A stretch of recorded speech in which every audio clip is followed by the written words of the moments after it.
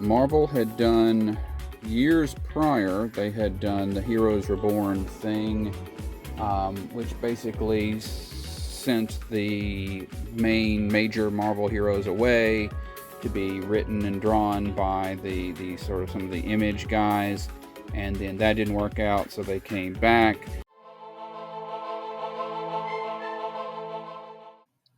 Hi, I'm Glenn Simpson, and I've collected comics for over 40 years, and I'm going through my collection one box at a time and showing them to you. Today, we're looking at box number 79. We are going to start with something called Haywire. We're going to work our way through Hercules, some things that start with the word heroes, and end up with some things that are history. So I hope you will enjoy this. I hope that you'll like and comment and subscribe. Those are things that really help the channel if you do them. So just smash that like button if you don't mind. And here we go. Let's get going with box 79. All right, we are starting with Haywire. I bought the first issue of this to see if I liked it, and I don't even remember what it was about, but it clearly did not catch my attention because I did not continue watching it, or reading it. So there you go. But that's Haywire number 1. Then we go to Heckler.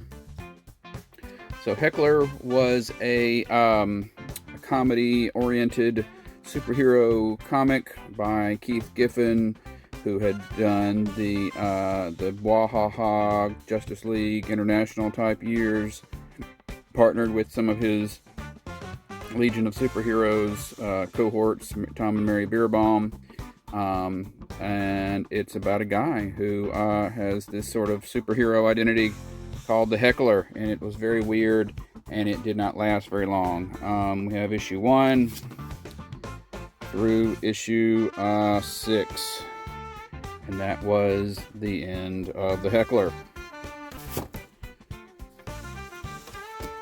And so I've never been a big Hellblazer, John Constantine person. I don't have any of the original Vertigo stuff, but I did get some of the New 52 and Rebirth stuff. So he had his original New 52 series was Constantine, and then I think they went to just gonna cheat and scooch ahead. Then they went to Constantine the Hellblazer, and then they just went back to Hellblazer for the Rebirth span. So that's issue 1 through issue 8. There. Issue 9. There. Through issue 12.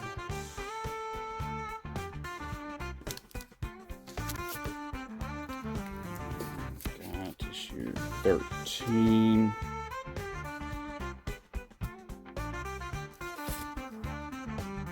Through issue 20.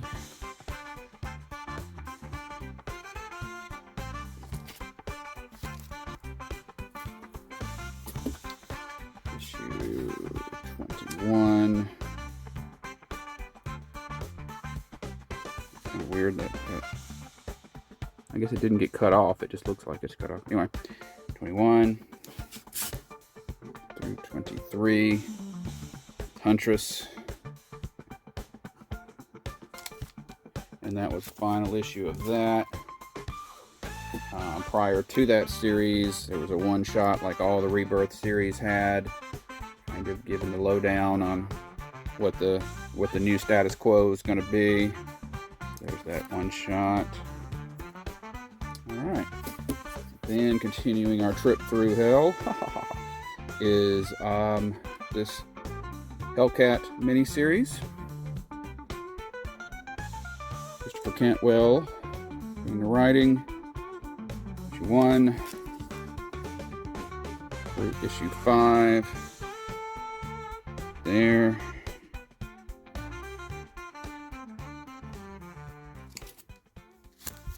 a one-shot adventure of, brief adventure of Hellcat. We get to Hellions. So this version of the team, I believe, yes, was taking place during the Krakoa period. And it was another kind of, what was their raison d'etre? They were on missions. This was to see, X Factor was making sure people that were thought to be dead were really dead. I don't know, this was another kind of Black Ops team, I think. And what they did in Krakoa, by the way, is, some of the names that had been used before kind of got repurposed in totally new ways. So the old Hellions were the team of young heroes, kind of like the New Mutants, but the ones that were being headed up by the White Queen and Emma Frost and the Hellfire Clubs, but they kind of repurposed that name here. But anyway, Zeb Wells, that runs through issue 4 there.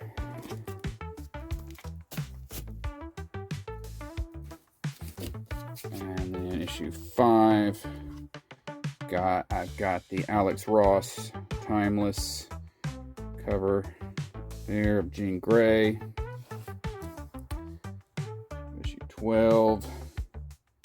This ran for, a decent span here. Issue 12.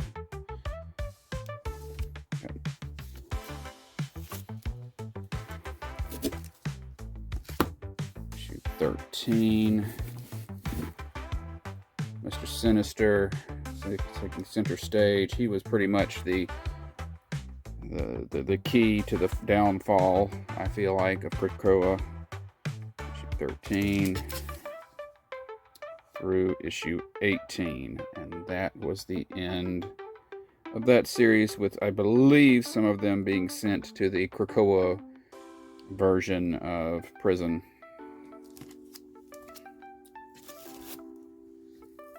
Next we have Hell's Angel #1. So this is a Marvel UK series, and this character was originally called Hell's Angel.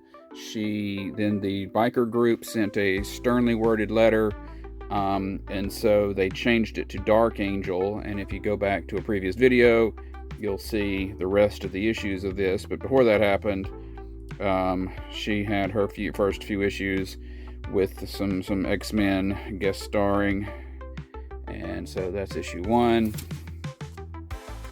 through issue 5, and then issue 6, of course, is when it becomes Dark Angel.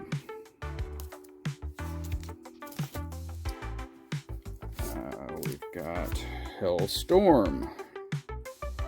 So Damon Hellstrom, the son of Satan. Usually his books are titled Son of Satan. Then they started doing a few with, his name on the front. Sometimes he gets called Hellstorm, which is what we have here. Hellstorm, Prince of Lies. Satana, his theoretical sister. And that's issue 1 through issue 8. This was all kind of during that Midnight Suns period of Marvel. They were really leaning hard into a lot of their supernatural books in the 90s. Issue 9 there through issue 16 right there.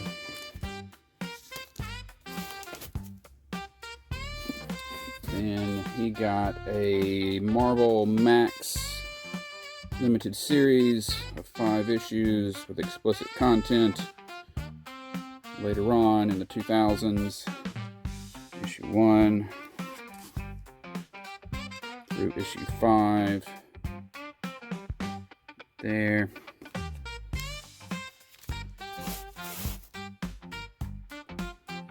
Then we have a series of one-shots, all titled Helmet of Fate. And each one focuses on a DC mystic magic user. In some cases, they are introducing that magic user or a new version of that magic user here. I've got them all kind of in one pack here, but on the outside we have Black Alice with the ability to just sort of, she's kind of like Rogue, but only for magic. She could just spontaneously steal the magic powers of any, and duplicate the magic powers of any magic user she's ever heard of, kind of, sort of. And Zariel, the actual honest-to-gosh angel, and who comes down to Earth and becomes a kind of a JLA member and things like that. Steve Gerber, written on that. So those are the Helmet of Fate. There's a Detective Chimp in there, a new Sargon, the Sorcerer. So I don't have a lot of the He-Man books that came back into vogue not long ago, but I did get the He-Man. I got this one, He-Man and the Masters of the Multiverse. So basically, He-Man is traveling through the multiverse and visiting different universes and different versions. The high point, of course, is the universe they visit, and they're like, why do they keep talking about what lesson they learned today? Because they enter the cartoon universe. So that's issue 1 of that, through issue 6 of that. We've got the guy from the movie who I think had only appeared in the movie, or I hadn't been following all of these. They may have brought him back earlier than this, but he's the character they created for the movie because doing this guy in the movie was going to be too expensive. So they created a different little friend, small, funny helper. Issue 6 of that. We've got He-Man, the Eternity War, number 1. So I ended up with this 1 month because Discount Comic Book Service was doing a deal where if you bought all of the DC variants that of a certain theme, you got them at a bigger discount. And even getting a couple of books that I don't normally get in that package, I still got, it came out cheaper than buying them individually. There was a spreadsheet and everything. So this is the Darwin Cook variant for He-Man, the Eternity War, number 1. And we've got Herc. So alphabetically speaking, the earliest of the Hercules series. John Hughes, where are you? This was Greg Pak kind of doing a series following up some of the Incredible Herc stuff and things like that that had come before. Issue 1 right there. Herc quickly got himself involved in the Fear Itself crossover, where a bunch of Thor hammers fell to Earth and different people ended up with them. The series, bless its heart, it couldn't seem to survive on just the stories about Hercules himself. It kept having to jump into whatever tie-in it could tie into. 6.1, just kind of a one-shot with a focus on dealing with old Hermes there / Mercury. We've got issue 6, still wrapped up in the Fear Itself crossover.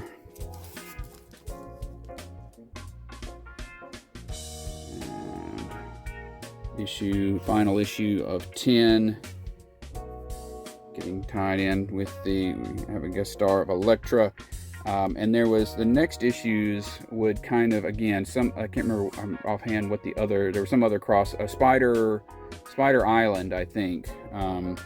They brought Herc into that next. Same creative team. But instead of making it additional issues of Herc, they made it a special miniseries or something like that, just again to try to get it the most sales they could.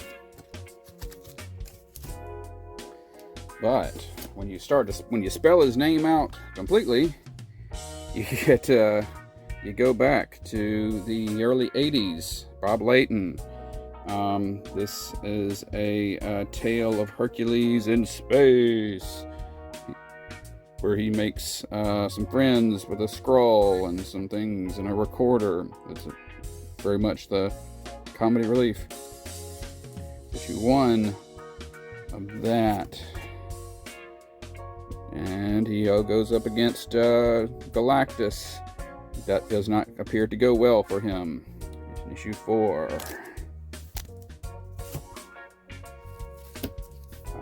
But that sold well enough that we got another one.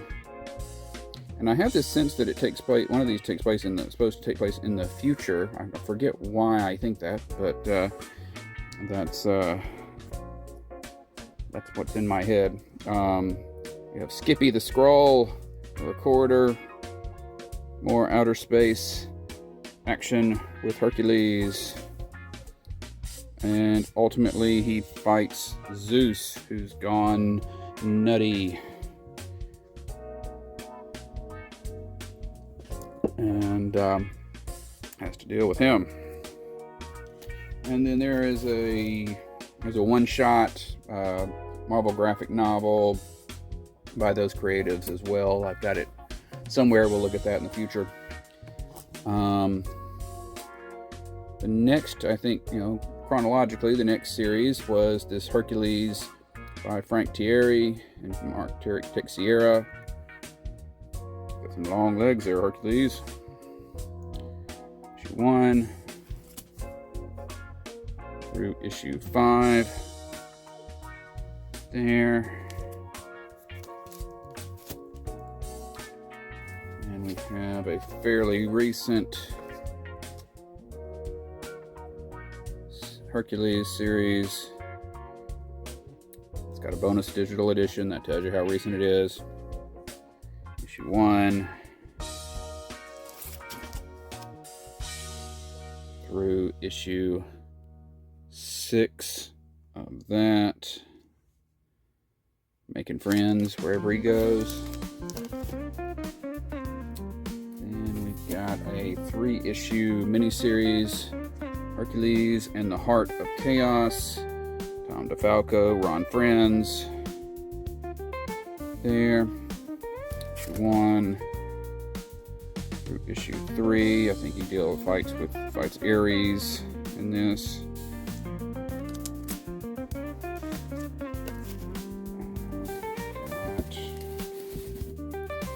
And last but not least, we've got Hercules, Fall of an Avenger. This was a prelude to, I think, the Herc series, maybe? Well, Greg Pak, yes. So, prelude. Or it was either the end of or before that Herc series. Issue 1 and issue 2. Right there.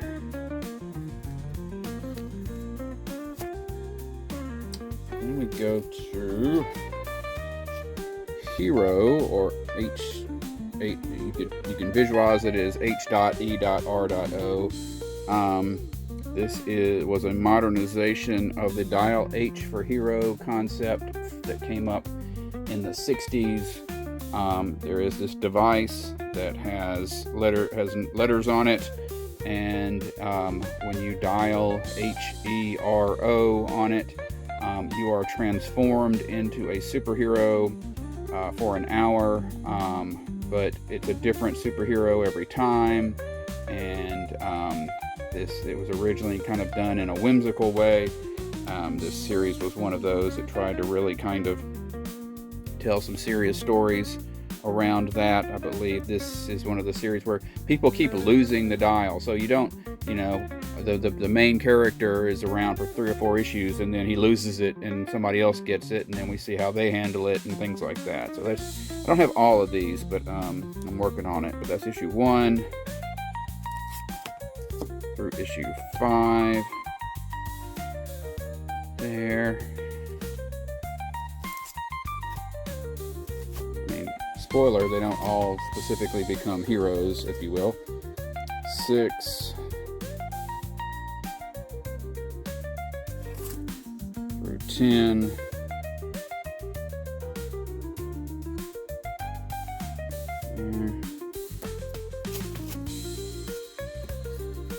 Got a little jump to 18.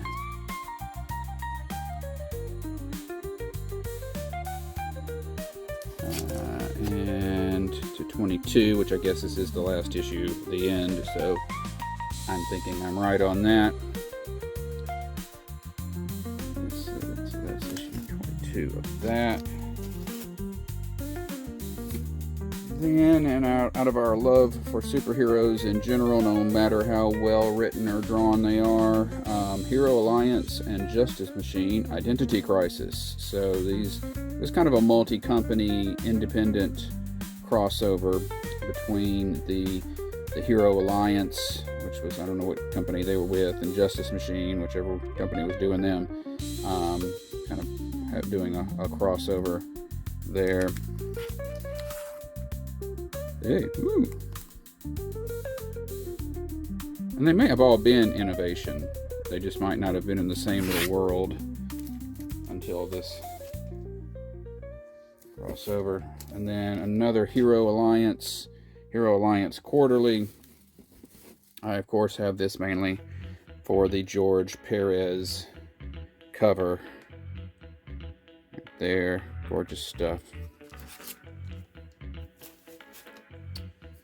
Then over at DC in the Milestone universe, there was a brief series called Heroes. It was a kind of an attempt to do a team-up book. This came towards the end of the first Milestone period at DC. We've got Static and Donner and Blitzen and I can't remember her name. So getting together and trying to be a super team. And that ran through, I believe I have all of them, through issue 6. I like Donner. I like her suit.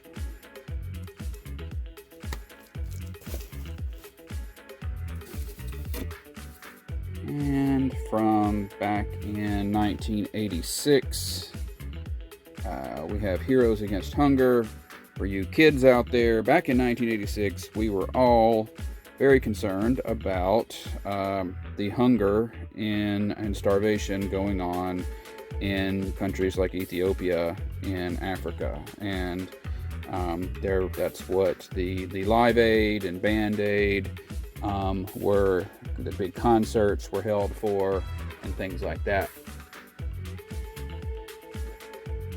And so DC and Marvel both did their own books where the proceeds would go to relieve hunger in Africa. And in both cases, individual artists would draw like one set of pages or one page. So everybody was kind of contributing. So as you go through, it's fun to see each artist and try to figure out who the artist is before checking in the back to see, looking at the credits, that kind of thing. It's, of course, worth noting that Superman should be able to do this all by himself. But anyway.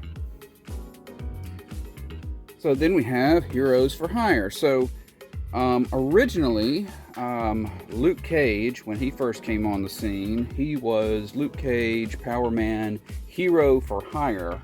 Hero for Hire was the name of his book, if I'm remembering that right. Singular hero. And so Then later, of course, he teamed up with Power Fist, but then the name changed to just, Power Man and Iron Fist. So this is technically the first plural Heroes for Hire book. And it's always a weird concept, because clearly these characters are not really taking money or requiring money for their services. But I guess the hire is just a bit of a, we're not taking that part too seriously. But issue 1, cool art, Vasquez Ferry. Right there, got Hercules, more Hercules, Black Knight, a new White Tiger, Iron Fist, Power Man, Hulk. And the membership would shift around a little bit. But issue 8, we've got She-Hulk hanging around, we got Submariner, things like that.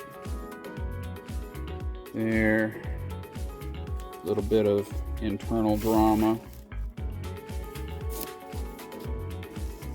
Issue 9, going up against Punisher, and he's somehow beating Power Man and Iron Fist with his guns, because they've never fought anybody with guns before. Issue 9. Issue 12, the Master of the Universe, or Master of the, not Master of the Universe, Master of the World, I believe is his superhero or supervillain name. It's the he was first introduced in Alpha Flight. John Ostrander writing this book of Suicide Squad fame.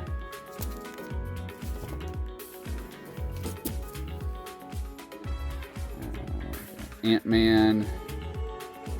This would have been,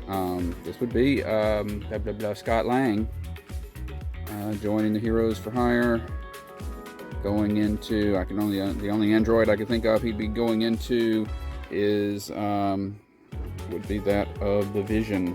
So issue 13, issue 19, we've got cool looking Iron Fist styling there, man. Hanging out with Wolverine and Madripoor. Oh, and that was the last issue. And then they had the annual. The 1998 annuals were kind of weird. They were kind of everything was always a team up. And sometimes it was a team up of two characters that both already had their own book. So I always file it under the first one, whichever's listed first in the title. So there's the 1998 annual. Quicksilver had his own book at the time. Then we revisit the concept again, going a little more street level this time. Got your Heroes for Hire there. Issue 1. Jimmy Palmiotti and Justin Gray doing the art, or the writing rather. Looks like we jump over to Zeb Wells though by the time we get to issue 8. Hey, Dr. Doom, for all you Dr. Doom fans. Scott Koblish. Got Tucci covers on all these. This is the Scorpion, a new female anti-hero kind of Scorpion. Hasn't lingered.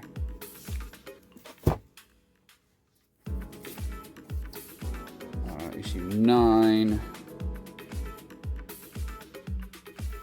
Let's see if we're gonna.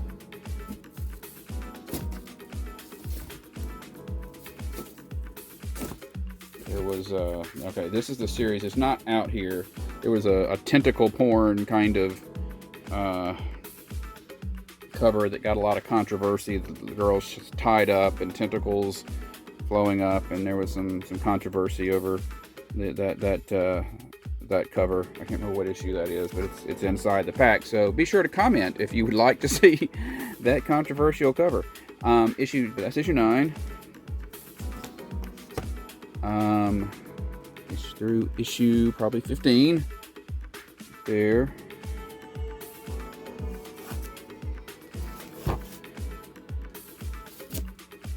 Oh, and that was that. Okay. And then the next time it rolls around, we have Dan Abnett and Andy Lanning writing it. We still have kind of Misty Knight summoning heroes for special missions. Issue 1. There with some Ghost Rider. Issue 8. With Spider-Man. How does this that's some crazy hands there, man. How does he scratch his nose?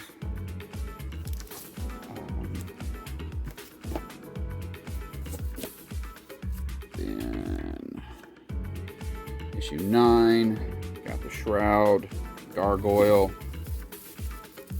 Elektra.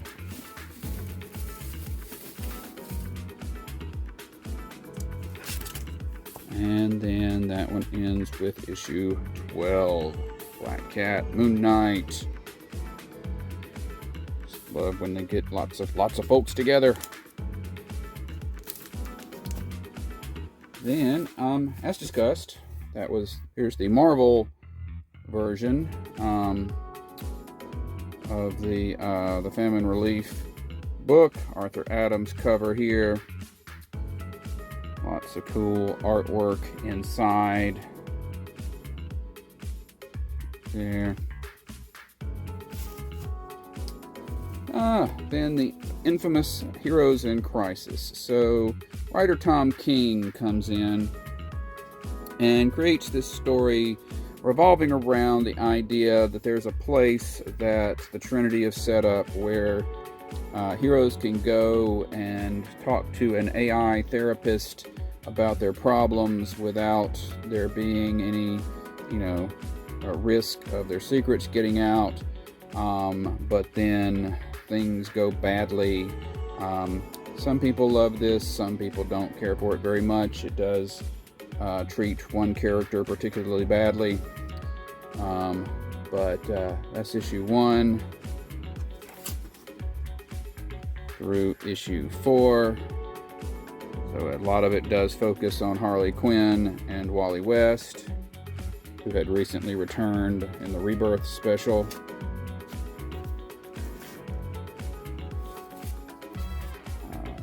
Issue 5, Superman pointing an accusing finger, I guess. There. Through issue 9. There, at some point we run into 2 Wally Wests because of time travel shenanigans. And then we have so Marvel had done years prior, they had done the Heroes Reborn thing, which basically sent the major Marvel heroes away to be written and drawn by the sort of some of the Image guys, and then that didn't work out, so they came back, and it was created that was a separate little world that they'd lived in for a while. And so Marvel decided to do, a few years later, Marvel decided to do some one-shots that take place in that world that those heroes had existed in. And one of the one-shots is Doomsday, which, because of at time of recording, everybody's excited about the notion of the Avengers Doomsday movie coming up. This one seems to have had some sales going for it. Mike McCone, cover art, and then we have the rest of those one-shots, one of which is Ashima, and another of them is Young Allies.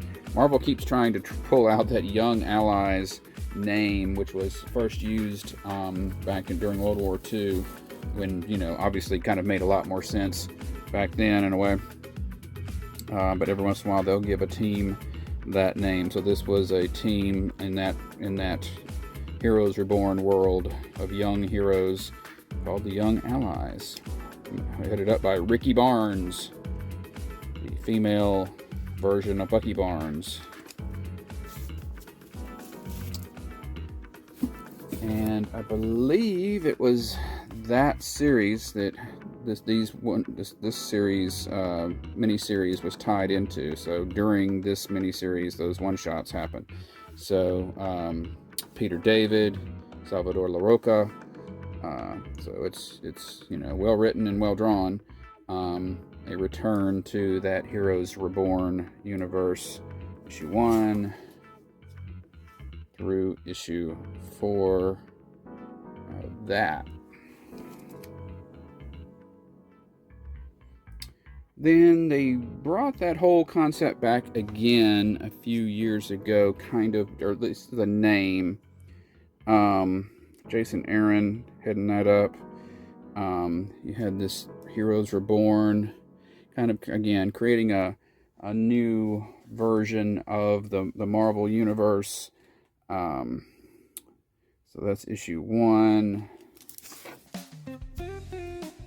through issue 7. This one featured the Squadron Supreme quite heavily. I think, if I'm remembering correctly, it was like fiddling with the Marvel Universe to make it more like DC, just for, the fun of it. So that's why the heroes, the Squadron Supreme, which that is their whole thing, is they are takeoffs of DC's heroes. Going on issue 7 of that. And then it had a variety of one-shots.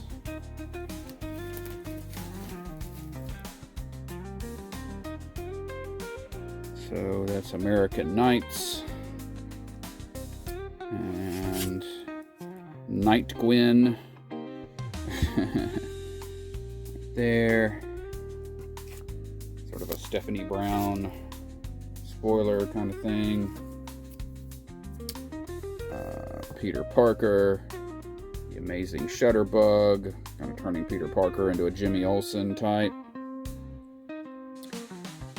And Young Squadron, and playing on the Teen Titans kind of thing. There.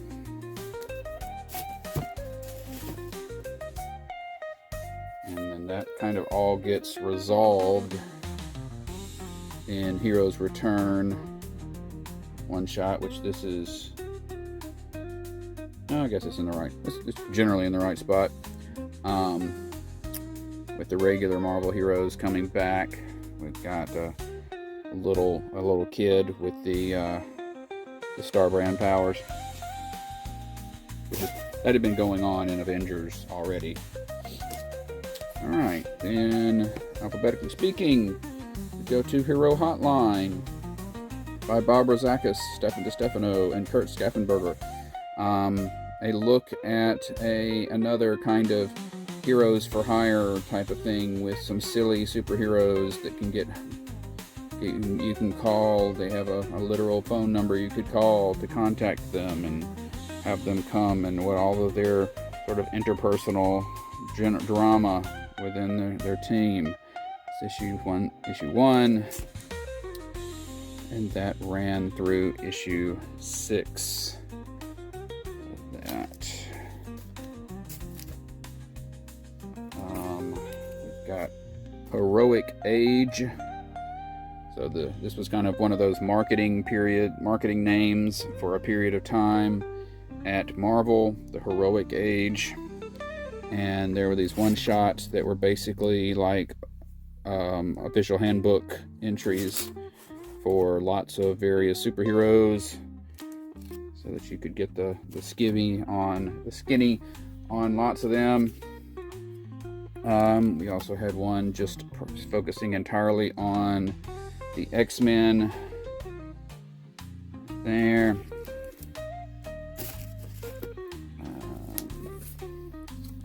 I just happen to have this. It's some kind of little preview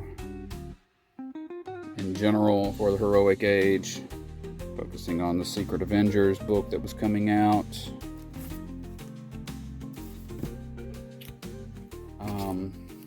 It's weird. Lots and lots of books that were out at this time had this Heroic Age banner, but that wasn't the title of the book. That was just the, the like they often do. They put, Marvel Now or whatever. But for some reason, everybody, and I think it's in the indicia, has Heroic Age Prince of Power. So, by golly, this is Heroic Age Prince of Power. And this is Amadeus Cho, who has, and he teams up with Hulk, not Hulk. He does team up with Hulk eventually, but he's teaming up with Hercules and Thor here. And that's issue 1 through issue 4. He is looking for mystical objects, and he is, I don't think this is the one where he convinces Thor and Hercules to dress up like each other. It might be that one. There you go. And then one more of those handbooky kind of things, the villains.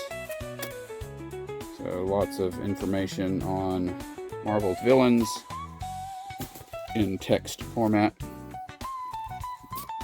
And we go to Hex. So Jonah Hex, one of DC's regular Western heroes. Arguably their biggest. Got his own movie and everything. And they reach kind of the end of his series and can't really decide what to do with him. So they throw him into a apocalyptic future and make him into a Mad Max kind of guy. So that's what happens in Hex. So there you go. That's issue 1 through issue 4 right there.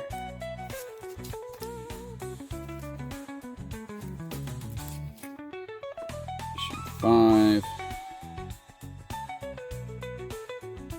there. Issue 8, Dennis Cowan art.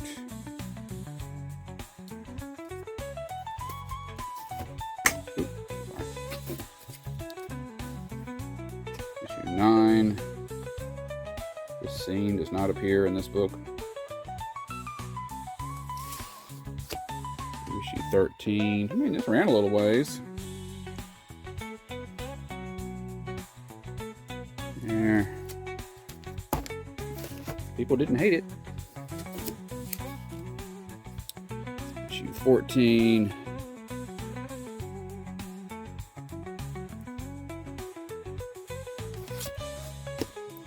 And eventually, with Keith Giffen comes on, does the art. People don't really take to that as well. And it ends with issue 18.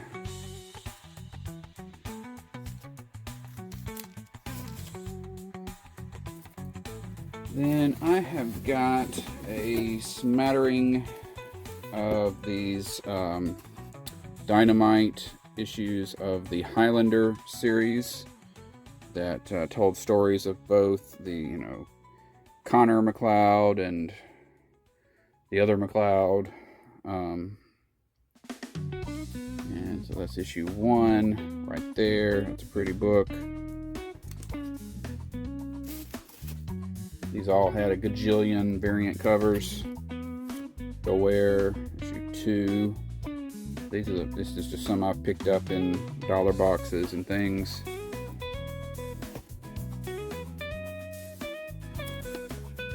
Issue 3. They're not even always the best covers.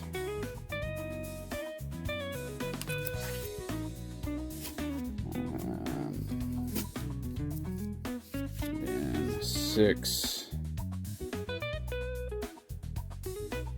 there through 11. There. And let's see, we've got the Joe Hill Hillhouse Comics sampler. So that's what that is. Just some books that Joe Hill was going to be doing for DC Comics. Joe Hill is a notable horror writer and the son of Stephen King, for those, if I'm not mistaken. So something I got free somewhere along the line.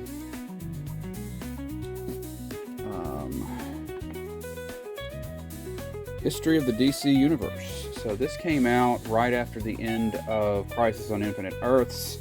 You'll see snippets from it all the time because it is absolutely gorgeous. George Perez, kind of attempting to take the unified history of the DC Universe as it was appearing right at the end of the Crisis, with all the merged Earth 1 and Earth 2 and things like that, and making it, giving you the readers a lowdown. And I mean, it was okay. Some of it was invalidated shortly after it was published, especially the parts having to do with like Hawkman and some things like that. But it doesn't. It's you know, if you're just coming to it completely from nothing, it was still a good read. Issue 1. Issue 2, of course. Now, as of this recording, we are getting the quote new history of the DC Universe 4-issue series. I wish they would devote more issues to these things, so that we could get a little bit more detail on them. But there you go. I don't think they want to define them too heavily because they don't want to tie the hands of writers who want to fill in some more details. Then Marvel did something very similar, History of the Marvel Universe. They did this, and Mark Waid, who would go on to do the new history for DC, did this one for Marvel. And we start with issue 1 there, and it goes through what was at the time of publication, now, which was the early Miles Morales in the 616 and Jane Foster as Thor and things like that, and the early Ms. Marvel appearances. So that is that, and that is all for this box. Okay, so that was 79. Next time we will pick up with The Hitchhiker's Guide to the Galaxy. We will run through some stuff, some Hulk, and we will make our way to the Human Torch. So I'm so glad you were here. Thank you so much for watching the video, and I hope you have a great day.